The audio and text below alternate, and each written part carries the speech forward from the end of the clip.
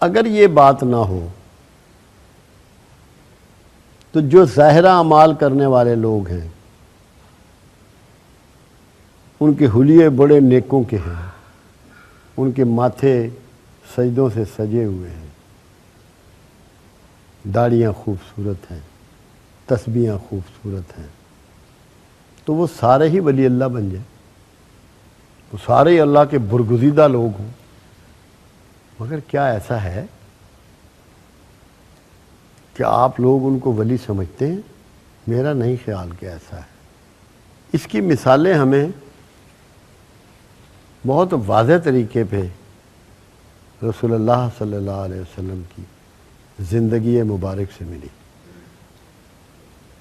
جب مکہ میں کوئی منافق نہیں تھا، لوگ جیسے تھے بالکل کھلے علی الاعلان، یا کافر تھے تو علی الاعلان اور مومن ہوئے تو علی الاعلان، ان میں منافقت نہیں تھی۔ اور جب آپ مدینہ پہنچتے ہیں تو وہاں کوٹ کوٹ کے منافقت تھی۔ رئیس المنافقین عبداللہ ابن ابی سب سے تیز چل کر دوڑتا ہوا نماز میں شامل ہوتا اور اس کی کبھی تکبیر اولیٰ ضائع نہیں ہوئی، بڑے زور و شور سے اور بڑے کیا کہنا چاہیے رکھ رکھاؤ کے ساتھ بڑے اچھے طریقے سے وہ نماز ادا کرتا، مگر خطاب کیا ملا اس کو؟ رئیس المنافقین۔ اعمال تو اس کے ظاہرہ بہت بڑھیا تھا، طریقہ بھی بہت بڑھیا تھا، بلکہ شروع میں جب آپ مدینہ تشریف لے گئے اور جمعہ شروع ہوا تو کچھ جمعوں میں عبداللہ ابن ابی نے آپ سے پہلے تھوڑی سی تقریر بھی کی، جمعہ کے خطبہ میں آپ سے پہلے تھوڑی سی تقریر بھی کی، مگر اللہ نے ان کو منافق ہی کہا۔ اللہ نے کہا ہے محمد صلی اللہ علیہ وسلم تو نے ان کے جنازے ادا نہیں کرنے، تو نے ان کی قبروں پہ کھڑا نہیں ہونا، تو نے مجھ سے ان کے لیے بخشش نہیں مانگنی، اگر تو 70 مرتبہ بھی بخشش مانگے گا تو میں انہیں نہیں بخشوں گا۔ اور جو انہوں نے مسجد بنائی، مسجد اللہ کا گھر، اللہ کے سجدہ ریز ہونے کی جگہ، کہ اللہ کے حضور سجدہ ریز ہوتے ہیں، اللہ نے کہا اس مسجد کو آگ لگا دو، مسجد ضرار اس کا نام ہے قرآن میں، اور اس مسجد میں جایا کرو جس کی بنیاد پہلے دن سے تقوی پہ اٹھائی گئی۔ اگر ظاہرہ اعمال ہی سب کچھ ہوتے تو اللہ کے رسول کو اللہ کہتا ہے کہ تو ان کے لیے بخشش بھی مانگے گا تو نہیں کروں گا، اس کی مسجد کو آگ لگا دو، کیا ضرورت پڑی تھی؟ اس لیے کہ اللہ کو تو ان کی نیتیں معلوم تھیں، نیتوں میں کھوٹ تھا، نیتوں میں نفرت تھی، نیتوں میں نقصان پہنچانے کی آرزو تھی۔ تو بنیاد کہاں ٹھہری؟ نیتوں پر۔ بخاری شریف کی جب محمد بن اسماعیل بخاری نے ابتدا کی تو پہلی جو حدیث بیان کی وہ یہ کہ انما الاعمال بالنیات، کہ اعمال کا دار و مدار نیتوں پر ہے۔ اگر نیت خالص ہے تو اعمال خالص ہیں، اگر نیت ناخالص ہے تو اعمال بھی ناخالص ہیں۔ پھر ایک اور بنیاد فراہم کر دی، تیرا ایمان مکمل نہیں ہوتا جب تک کہ تجھے محمد صلی اللہ علیہ وسلم سے اتنی محبت نہ ہو جائے جان مال اولاد ناموس سے بڑھ کے۔ ایمان مکمل نہیں ہوتا، ایمان ہی نہ مکمل ہو اس کے تحت جو بھی اعمال کرو گے ان کی کیا ویلیو، کیا ویٹیج ہے ان کا؟ یہ اصول دے دیا، ایک ضابطہ دے دیا کہ اگر تو یہ چاہتا ہے کہ تیرے اعمال اللہ کے ہاں قبول ہو اور تجھے اس کی سند ملے تو تجھے رسول اللہ صلی اللہ علیہ وسلم سے بہت زیادہ محبت کرنی پڑے گی، اپنی ہر چیز سے زیادہ قیمتی تجھے رسول اللہ کی ذات ہو جائے گی۔ تو یہاں جو اصول دیا جا رہا ہے، جو بات کی جا رہی ہے، وہ نیات کی جا رہی ہے۔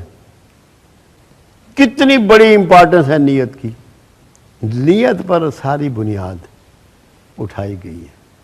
اب جتنا معاشرہ ہے ہمارا، بے شمار نمازی ہیں، پانچوں وقت کے نمازی ہیں، باجماعت نمازوں کے نمازی ہیں۔ اب قرآن نے فارمولہ دے دیا، وہاں نیتیں کھڑی ہوئی ہیں کہ نماز تجھ پہ اس لیے فرض کی گئی ہے کہ یہ فحش و منکر سے روکتی ہے۔ فحش و منکر جاری ہے، منکر سے مراد جن چیزوں سے اللہ نے روکا اس کا بھی کرنا، فحش سے مراد بے حیائی کی حرکتیں، دونوں جاری ہیں، نماز بھی جاری ہے۔ اس کا مطلب ہے نیت میں کہیں فتور ہے، نیت خالص نہیں ہے، جو نماز کے نتائج نہیں آ رہے۔ اس کو تلاش کرنا چاہیے، اس کو فکر مند ہونا چاہیے، راتوں کو اٹھ کے جاگے اور سوچے کہ میری نماز کے نتائج کیوں نہیں آ رہے۔ جب نتائج نہیں آ رہے تو وہ قبولیت کیسے ہوگی؟ وہ تو یقینی طور پہ قبولیت نہیں ہے۔ تو یہ ہمیں اپنی نیتوں کو جانچنا ہے، بھانپنا ہے۔ رشوت کے پیسے سے قربانی کا جانور کر رہے ہیں تو کیا وہ قربانی ہوگی؟ نیت تو رشوت کی ہے۔ یہ اس لیے ہے کہ جب آپ کو اپنے اعمال کے نتائج نظر نہیں آ رہے، آپ میں اخلاقی تبدیلی نہیں آ رہی، کردار کی تبدیلی نہیں آ رہی، حکمت و دانائی پیدا نہیں ہو رہی، گریہ زاری پیدا نہیں ہو رہی، اللہ کا ڈر پیدا نہیں ہو رہا، اللہ کا شوق پیدا نہیں ہو رہا، تو چیک یور نیت، چیک یور نیت، بھاپو، دیکھو کہ میری نیت میں کہاں فتور ہے۔ رزق کا فتور بھی نیتی کا فتور ہے۔ کما حرام رہے ہو اور چاہتے ہو کہ حلال والے سے تعلق ہو جائے، ایسا ہوتا نہیں ہے۔ سسٹم آف گاڈ یہ نہیں ہے۔ جس کو اللہ سے تعلق ہے، چاہتا ہے کہ ہو جائے، رسول اللہ سے تعلق پیدا کرنا چاہتا ہے، عظیم لوگوں سے متعلق ہو جانا چاہتا ہے، اس کو اپنی نیت کو ہر حال میں خالص کرنا پڑے گا۔ آپ دیکھیں جو قرآن میں شیطان سے پروردگار عالم کا مکالمہ ہے وہ کیا ہے؟ شیطان نے کہا تو مجھے مہلت دے، اللہ نے کہا تجھے وقت مقررہ تک کے لیے، یعنی قیامت تک کے لیے مہلت ہے۔ انہوں نے کہا میں تیرے بندوں کے راستے میں بیٹھوں گا، انہیں آگے سے، پیچھے سے، دائیں سے، بائیں سے گھیروں گا۔ اللہ نے فرمایا جو میرے اخلاص والے بندے ہیں تو ان کا کچھ نہ بگاڑ سکے گا۔ تو اخلاص کیا چیز ہے؟ کوئی عمل ہے؟ بے غرض نیت کا نام اخلاص ہے۔ بے غرض نیت کا نام اخلاص ہے۔ جو اللہ سے اس لیے پیار کرتے ہیں کہ وہ میرا مالک ہے اور میرا خالق ہے اور مجھے دینے والا ہے اور مجھ سے چھیننے والا ہے اور مجھے پالنے والا ہے۔ جو اللہ سے غرضیں وابستہ نہیں کرتے۔ ہماری تو حالت یہ ہے کہ 2 نفل نماز پڑھتے ہیں، پورا لمبا پرچہ اپنی ضرورتوں کا اللہ کے ہاتھ میں تھما دیتے ہیں کہ یہ کام تو نے کرنے ہیں۔ اخلاص کدھر گیا؟ ہم نے تو غرضیں وابستہ کی ہوئی ہیں۔ تو غرضوں والوں کی تو دوستی نہیں ہوتی۔ اپنے لیے آپ کا سٹینڈرڈ یہ ہے کہ ہر کوئی چاہتا ہے کہ میرے ملنے والے، میرے تعلق والے، میرے رشتہ دار میرے ساتھ مخلص ہو جائیں، میرے ساتھ بے غرض ہو جائیں، اور آپ اللہ سے غرضوں سے تعلق رکھتے ہیں۔ اتنی کھوٹی نیت کے ساتھ نتائج کہاں سے ملیں گے؟ اللہ کے ساتھ بے غرض ہو جائیں، کھلی نیت والے ہو جائیں، نتائج آپ کی جھولی میں ڈال دے گا، عزت بھی دے گا، اطمینان بھی دے گا۔ آج اطمینان نہیں ہے، سامان ہے، گاڑیاں ہیں، گھر ہیں، گھروں میں اے سی ہیں، گرم مشینیں ہیں، ٹھنڈی مشینیں ہیں، رزق وافر ہے، اطمینان نہیں ہے۔ اطمینان کا تعلق نیت سے ہے، مادی چیزوں سے نہیں ہے۔ مادی چیزوں سے تعلق مادی چیزوں کا ہے۔ آرام مل سکتا ہے آپ کو سامان سے، اچھا بیڈ ہو، اچھا بیڈ روم ہو، سکون نہیں مل سکتا۔ سکون نیت کے خالص ہونے سے ملے گا۔ جب تم اللہ کے لیے سوچنا شروع کرو گے، اللہ کے لیے دینا شروع کرو گے، اللہ کے لیے خرچ کرنا شروع کرو گے تو پھر تمہیں سکون بھی مل جائے گا۔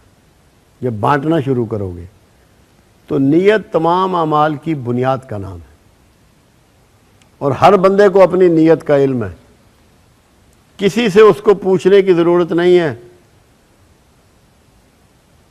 بے شمار لوگ اپنے غریب رشتہ داروں کی مدد کرتے ہیں، مگر دماغ میں کوئی نہ کوئی فطور ہوتا ہے، کوئی چیز حاصل کرنا چاہتے ہیں، اللہ کے لیے نہیں کرتے۔ جو اللہ کے لیے کرتا ہے وہ مخلوق سے معاوضہ نہیں چاہتا، تعریف نہیں چاہتا، اس کا تذکرہ نہیں چاہتا، اس کا ذکر نہیں چاہتا، وہ تو صرف اس کا مقصود یہ ہوتا ہے کہ میرا اللہ مجھ سے راضی ہو جائے، میری پچھلی گناہوں اور کوتاہیوں کو معاف کر دے۔ دعائیں بھی نہیں قبول ہوتی اگر نیت خالص نہ ہو۔ اس میں دھوکہ آپ اپنے آپ کو دے سکتے ہیں، اپنے جیسے دوسرے لوگوں کو دے سکتے ہیں، اللہ کو نہیں دے سکتے۔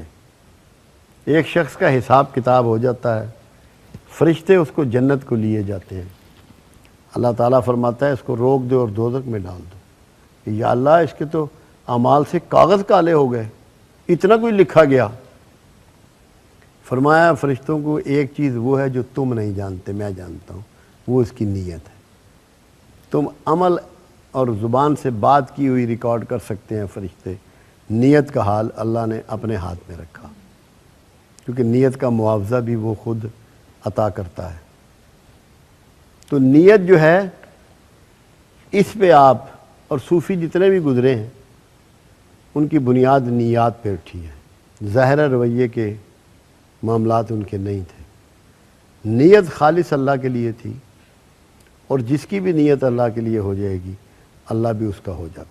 قرآن کہہ رہا ہے ایک بات کہ نہ مجھے قربانی کا گوشت پہنچتا ہے نہ اس کا لہو، تمہارا تقویٰ پہنچتا ہے، تمہاری نیت پہنچتی ہے۔ اب قربانی آپ نے کی ہے بہترین بکرا حرام کے مال سے، تو وہ تو اللہ کو نہیں پہنچنا، کیونکہ وہ تو نیت کھوٹی ہو گئی، مال کسی کا آپ نے ظلم کر دیا، استحصال کر دیا، یہ الٹا آپ مجرم بن گئے اللہ کے۔ عمرے پہ جا رہے ہیں رشوت کے مال سے، کم تول رہے ہیں، ملاوٹ کر رہے ہیں، ایکسپائرڈ چیزیں بیچ رہے ہیں، عمرے پہ جا رہے ہیں دھڑا دھڑ، اس کی سزائیں بھی دے گا، کیونکہ یہ نیت کے فطور ہیں، نیت کا کھوٹ ہے۔ اللہ جب اپنے لیے حرام قبول نہیں کرتا تو تمہارے لیے کیسے کر سکتا ہے؟ کبھی نہیں ہوتا ایسا، اسی لیے نتائج نہیں آ رہے۔ آپ دیکھ لیں جتنے ایسے لوگ ہیں نا جن کی آمدن ناجائز ہے اور بہت عبادات کرتے ہیں، میں قسم کھا کے کہہ سکتا ہوں ان میں سے ایک کو بھی سکون حاصل نہیں ہے، کیونکہ وہ سسٹم کی نفی کر رہے ہیں۔ جو سسٹم آف گاڈ ہے وہ سچائیوں پر بیس کرتا ہے، اور سچائی اس کو تقوی میں ڈالتی ہے۔ تو جو ایسے لوگ ہیں جن کے ذرائع درست نہیں ہیں، اس میں انسانیت کا، لوگوں کا، معاشرے کا استحصال پایا جاتا ہے، وہ لوگ خود کبھی سکون نہیں حاصل کر سکتے۔ قرآن نے 3 کیٹیگریز کی بات کی ہے، نفس امارہ، نفس لوامہ، نفس مطمئنہ۔ نفس مطمئنہ میں وہی داخل ہو سکتا ہے جو نیت خالص کا خوگر ہے، جو صحیح معنی میں اپنے اللہ سے ڈرتا ہے، اور خود قرآن نے کہا جو اللہ کے سامنے کھڑے ہونے سے ڈرا اس کے لیے 2 جنتیں ہیں، 2 جنتوں کی بشارت ہے اس کے لیے۔ اس دنیا کو بھی اس کی جنت بنا دے گا اور آخرت میں وہاں بھی اس کے لیے جنت کا اہتمام کرے گا۔ جو اللہ سے ڈرتا ہے، اس کے حضور کھڑا ہونے سے ڈرتا ہے، باغی نہیں ہے، اللہ کے قانون اور رسول کو توڑتا نہیں ہے، بغاوت نہیں کرتا، یہ نیت کے کھیل ہیں۔ اگر آپ کی نیت خالص ہو، اس میں محبت ہو، اس میں چاہت ہو، امت کا درد ہو، انسانیت کا درد ہو، یہ ناممکن ہے کہ زمانہ اس کا نوٹس نہ کر سکے، امپاسبل۔ وقت کو، زمانے کو، معاشرے کو، انسانیت کو اس کا ادراک ہو جاتا ہے۔ حالانکہ یہ کوئی فزیکل وجود نہیں ہے، نیت ایک سوچ ہے، ایک ارادہ ہے، ایک آرزو ہے، ایک تڑپ ہے، مگر زمانہ اس سے متعارف ہو جاتا ہے، لوگوں کو پتہ لگ جاتا ہے کہ یار اس بندے میں اور دوسروں میں کچھ فرق ہے، اور وہ فرق نیت کا ہوتا ہے، ظاہر اعمال کا نہیں ہوتا، ظاہر خد و خال کا نہیں ہوتا، ظاہر لباس کا نہیں ہوتا۔ بہت اعلیٰ بات ہے اپنے ظاہر کو بھی سنوارنا، بہت اعلیٰ بات ہے، اور اگر ظاہر آپ کا سنور جائے اور نیت نہ سنورے تو آپ منافقوں میں ہیں۔ اگر آپ کی نیت ٹھیک ہو جائے اور ظاہرہ ٹھیک نہ ہو تو بیوقوف ہے، مگر منافق نہیں ہے۔ منافق وہ ہے جس کے اعمال اس کی نیات کے مطابق نہ ہوں۔ اسی لیے کہا جاتا ہے جو شر ننگا ہے وہ قابل اصلاح ہے، وہ تو پتہ ہے یہ گنہگار ہے، یہ برا ہے، وہ ایڈمٹ کرتا ہے۔ جو شر ننگا ہے وہ قابل اصلاح ہے، اور جو شر خیر میں چھپا ہوا ہے ناقابل اصلاح ہے۔ زمانے کو تو یہ پتہ ہے یہ نیک ہے، مگر وہ نیک نہیں ہے۔ جو نیت جس کی خالص نہیں ہوتی اس سے توبہ چھن جاتی ہے، وہ توبہ نہیں کر سکتا، وہ تو نیک ہے، اور جس سے توبہ چھن جائے اس سے انسانیت کا شرف چھن جاتا ہے، وہ اپنے شرف پر قائم نہیں رہتا۔ اس لیے نیت بہت امپارٹنٹ چیز ہے۔